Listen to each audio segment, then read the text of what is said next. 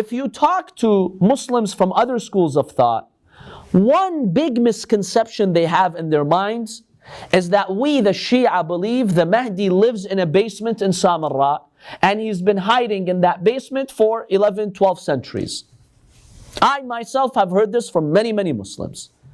Go on the internet and see. From their scholars to their layman, they make this accusation. And oftentimes when they want to mock the Shia, look at this devious group. They believe in a hidden Imam who's been living in a basement for 11 centuries. That's not true. That's not the case. The story of the basement is that according to some reports, Al-Mu'tadid, the Abbasid Caliph, because during the time of the minor occultation for about 70 years, Al-Imam al-Mahdi would many times be in his residence, in his house in Samarrah. It's when the major occultation started that the Imam ﷺ no longer had an official residence and he would be everywhere. But before that, he did have a house. And many times you would be in his house. It's his own house. His grandmother was alive. He was with some relatives. Not his mother. His mother, Narjis alayhi salam, she had passed away. In the lifetime of Imam al-Askari, according to reports, Lady Narjis has passed away. So he wasn't with his mother, but he was with his grandmother. Now, Al-Mu'tadid, he commands his guards. He hears reports that the Mahdi is in the house. This is in the Ghaybat al-Sughra. So he says, go and capture him. We need to kill him. Bring him. They stormed the house of the Imam alayhi salam. He was in the basement reciting Quran. They heard his voice. People in Iraq and elsewhere, in hot regions, you will find that they had basements historically. It protected from the severe heat. Every house had a basement. And remember, this is the Imam's house. It's his father's house. So he was in his own house in the basement, reciting the Quran and supplicating to Allah when the troops of Al-Mu'tadid heard him. Now, the troops, the soldiers had a commander. The commander said, we've heard his voice, so we're certain he's here. Let me go and get backup soldiers. Let's go and get more soldiers. So they go and get more soldiers. And as he's waiting for more soldiers, the troops see a young person, maybe a teenager at the time, who looked like a teenager. A young boy, he passed by them, and none of them could do anything or lift a finger. The presence of Al-Imam al-Mahdi was so powerful, they just kept staring at him. Now when the Imam ﷺ left the house, the commander told his guards, okay, now go into the basement. I brought reinforcement. Let's capture him. They told him, what do you mean? He just passed by us. He just left. It's like, where did he leave? I didn't see him. The commander was blinded from seeing the Imam ﷺ. But the soldiers, they saw him. They told him, we saw him pass by in front of us. He left the house. He told them, why didn't you then capture him? They're like, well, you were standing there and you didn't tell us anything. You didn't command us to capture him. So we just looked at him because we thought you were looking at him too. So the Imam ﷺ escaped from the house. And Allah protected him. We don't believe that the Imam is hiding in a basement for 11 centuries. This is a myth.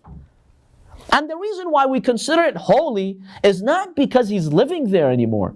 It's because he used to live there. If there is a room and you're told the Prophet would pray Salatul Layl in there, wouldn't you want to go there and supplicate to Allah? Wouldn't you find it holy? Don't people at the time of the Hajj go to Cave Hira, which is just a cave? Why do they go to the cave? Because the Prophet used to worship Allah there. Al-Imam al-Hadi would worship in this house. Al-Imam al-Askari would worship in this house. Al-Imam al-Mahdi would worship in this house. You have 3 Imams of Ahlul Bayt who used to worship in that basement. That's why the Shias go and they seek the blessings and they supplicate to Allah in that basement. Not because their Imam is hiding there. The Imam left the basement. By the way, speaking of the basement, Sardab al-Ghayba or Sardab al-Muqaddas, once I was in the UK at a conference, and then one brother from another school of thought, he got up, I think in the Q&A session, and he was very critical of this basement belief. He's like, I don't want to be disrespectful, but what kind of religion do you have?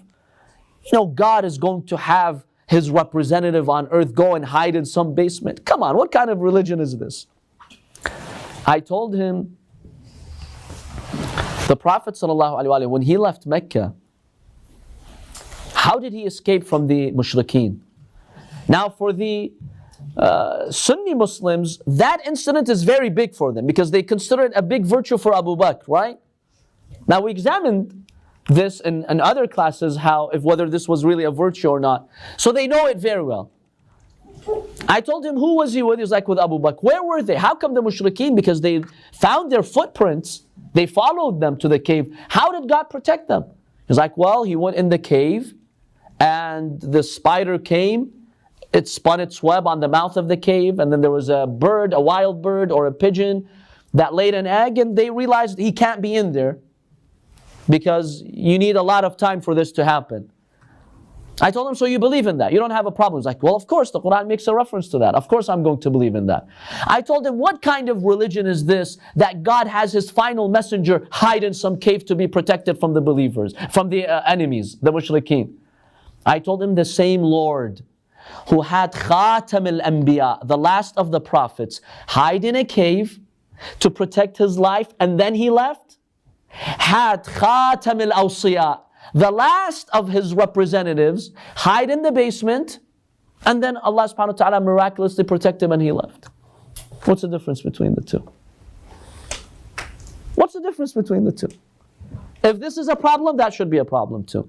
Because the way he said it, what is this silly religion that your Imam has to hide to be protected from? Well, the Prophet ﷺ had to hide in a cave for 3 days. Cave!